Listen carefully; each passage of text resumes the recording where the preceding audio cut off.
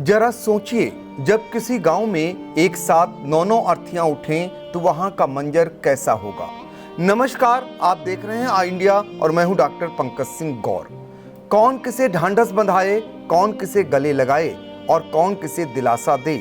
हर गली में मातम की आवाजें, हर घर से आंसुओं का सैलाब। कुछ ऐसा ही दिल दहला देने वाला मंजर था कासगंज सोरो क्षेत्र के रफतपुर मिल्किया गांव में। राजस्थान के हनुमानगढ़ में गोगा मोड़ी के दर्शन करने जा रहे श्रद्धालु जब सड़क हादसे का शिकार बने तो किसे पता था कि लौट कर आएगी तो सिर्फ उनकी लाशें। रात भर इंतजार करने वाले परिजनों ने सुबह जब एक साथ 900 देखे तो पूरा माहौल चीत्कारों से भर गया। माएं अपने लालों को सीने से चिपकाए बेसुध हो गईं। बहनें भाई की अर्थी को देखकर बेकाबू होकर गिर पड़ी। बूढ़े माँ बाप अपने जवान बेटों की अर्थी को कांपते हाथों से छूते रहे तो गांव के हर शख्स की आंखों में आंसुओं का सैलाब उमड़ पड़ा। कौन किसे संभाले, कौन किसे सांत्वना दे, यह कोई समझ ही नहीं पा रहा था।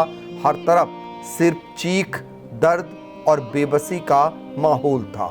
पूरा गांव आंसुओं की नदी में डूबा हुआ था और इस मातमी सन्नाटे को तोड़ रही थी सिर्फ अपनों को खोने वालों की हृदय विदारक चीखें। दरअसल कासगंज के रहने वाले यह सभी श्रद्धालु एक ट्रैक्टर ट्राली पर सवार होकर गोगा मेड़ी मंदिर राजस्थान जा रहे थे। बुलंदशहर में NH 34 पर अरनिया क्षेत्र के घटाल गांव के पास ट्रैक्टर ट्राली को एक कंटेनर ने टक्कर मार दी। इस हादसे में 9 श्रद्धालुओं की हमेशा हमेशा के लिए सांसें थम गईं, जबकि 42 से अधिक श्रद्धालु घायल हो गए। हादसे की सूचना पाकर एटा के सांसद देवेश साक्य गांव पहुंचे और मृतकों के परिजनों को ढांढस बंधाते हुए जो कुछ उन्होंने कहा वो भी सुनिए। और पे आज कासगंज के लिए बड़ा दुख का विषय है कि आज 9 लोगों की दुर्घटना में मृत्यु हुई है। मैं उसी संबंध में उनके परिजनों से भी बात करी और जो जिलाध्यक्ष हैं, जिलाधिकारी हैं, उनसे भी मेरी सुबह बात हो गई थी और पूरे प्रशासन ने वहां मदद करी। घायलों को इलाज के लिए अलीगढ़ भेजा और जो मृतक हैं उनका भी पोस्टमार्टम जल्द से जल्द करा के मिट्टी भी निकल आई है और अब मैं उन मिट्टियों में जा रहा हूँ।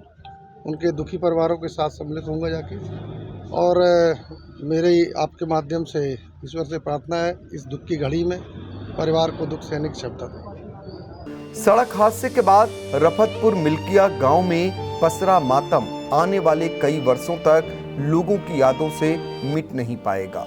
एक साथ 9 घरों से अपनों की अर्थियां उठने से पूरा गांव अंधेरे में डूब गया है। कहीं मां अपने जवान बेटे की तस्वीर को सीने से लगाकर फूट फूट कर रो रही है तो छोटे छोटे मासूम यह समझ ही नहीं पा रहे हैं कि उनके पिता अब कभी लौटकर क्यों नहीं आएंगे।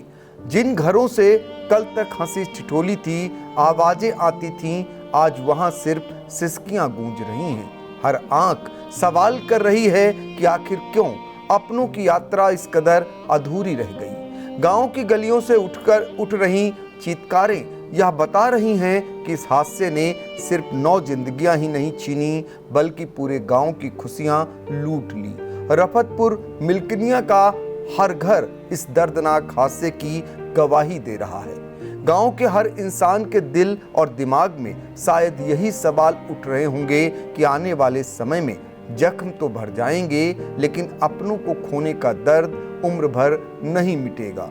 हादसे से मुख्यमंत्री योगी आदित्यनाथ भी दुखी हुए हैं। उनको मृतकों के परिजनों को 2-2 लाख रुपए और घायलों के इलाज के लिए 50-50 हजार रुपए देने का उन्होंने ऐलान किया है। हादसे के बाद बुलंदशहर से लेकर कासगंज तक पुलिस प्रशासन के अधिकारी अपने कर्तव्यों को निभाते नजर आए, लेकिन सवाल यह है कि आखिर कृषि कार्य हेतु अनुमन्य ट्रैक्टर ट्रालियों पर जिंदगियों को कब तक फर्राटा भरने की छूट दी जाती रहेगी।